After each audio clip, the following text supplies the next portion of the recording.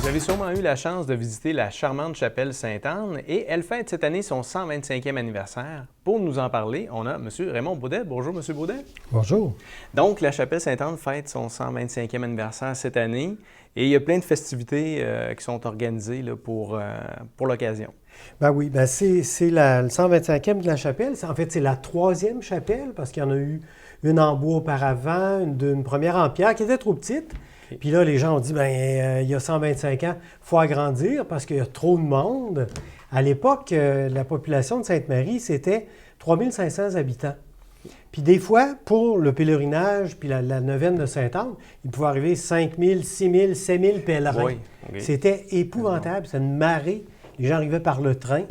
Donc, la chapelle est là depuis 125 ans, puis on souligne ça cette année. Donc, la première chapelle, comme vous dites, dans le fond, qui n'est plus là, ça, c'était la première église, dans le fond, de Sainte-Marie? Ou Non. Il y a toujours eu une église à Sainte-Marie, puis une chapelle. Okay. La chapelle, ça a été construit, la première, ça a été construit par la famille Taschereau, Seigneur Taschereau, parce que les gens voulaient aller faire des pèlerinages à Sainte-Anne, mais Sainte-Anne, c'était loin pour les Beaucerons. Mm-hmm. Donc, on avait fait Sainte-Anne de Beauce, un petit endroit de pèlerinage pour les Beaucerons spécialement. OK. Et c'est la famille Taschereau, donc, qui ont contribué, là... La première chapelle, oui. Mais quand il est arrivé le temps de construire la troisième, à Sainte-Marie, il y a eu comme une petite chicane, là, parce que la population a dit, on est d'accord pour contribuer, pour mettre nos sous, là, pour construire, agrandir la chapelle, mais à condition que la famille Taschereau renonce à deux privilèges. Okay. Le privilège d'être enterré en dessous de la chapelle, puis le privilège d'avoir deux prie-dieux en avant de la chapelle. Okay. Puis, après négociation, les Taschereau ont réussi à comprendre un petit peu qu'il fallait qu'ils accommodent la population de Sainte-Marie. Ils ont renoncé à leur privilège. Puis, les gens ont contribué à construire la troisième chapelle, l'actuelle chapelle. Parfait. Il y a vraiment une belle histoire autour de ça à découvrir. Puis, pouvez-vous nous parler un peu des festivités? Qu'est-ce qu'il va y avoir comme activité d'organiser, dans le fond, dans le cadre du 125e? Bien, essentiellement, il y avait une première activité d'ouverture qui a eu lieu en mai. Là, on a les lundis chantants. Donc, tous les lundis soirs, il y a une chorale d'une municipalité, d'une paroisse différente qui vient présenter son concert, si on peut dire. Donc, tous les lundis soirs jusqu'à la fin du mois d'août. On a évidemment la neuvaine en juillet, là, qui va être très spéciale cette année. Une activité de fermeture en septembre, le 10 septembre. Puis, il se greffe à ça différentes choses super le fun.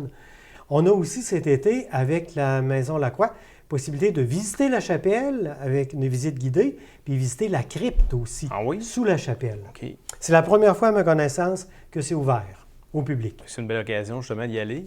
Oui, puis les gens qui sont venus à l'occasion de l'ouverture, les gens étaient emballés, vraiment emballés. Il y a eu des photos de prix, puis il y a eu, au fil des ans, il y a eu des personnes qui étaient enterrées.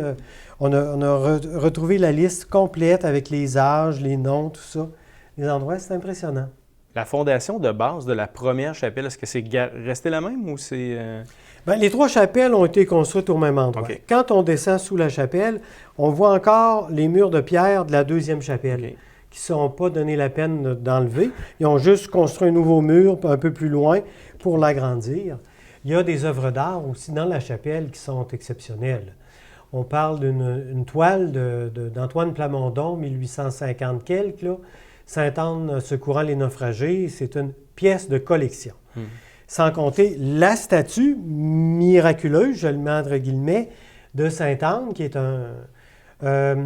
c'est François-Noël Levasseur, 18e siècle, qui l'a sculpté, un sculpteur de Québec. Puis c'est une statue qui est conservée précieusement là, à Sainte-Marie. C'est, à une époque, les gens faisaient la procession de Sainte-Anne sur la rivière, hein? Puis on descendait avec des canots, chaloupes sur la rivière. On a fait ça jusqu'à il n'y a pas si longtemps.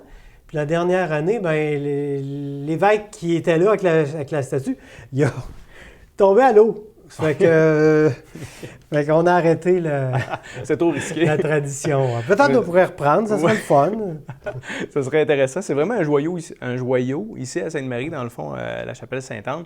Pour les gens qui voudraient avoir plus d'informations sur les activités, à quel endroit ils peuvent s'informer?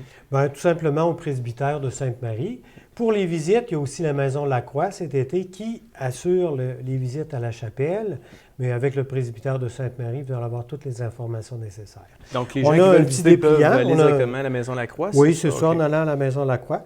On a un petit dépliant qui est distribué un petit peu partout cet été, puis qui résume là, les activités avec tout ce qui s'en vient, là, la neuvaine, évidemment, mais tous les lundis chantants. Puis le 10 septembre, bien, notre spectacle Contes et musique, avec des contes, puis un spectacle de musique un peu spécial pour la fermeture des fêtes. Moi, ça promet, je pense, un été agréable. Parfait. Bien, merci beaucoup.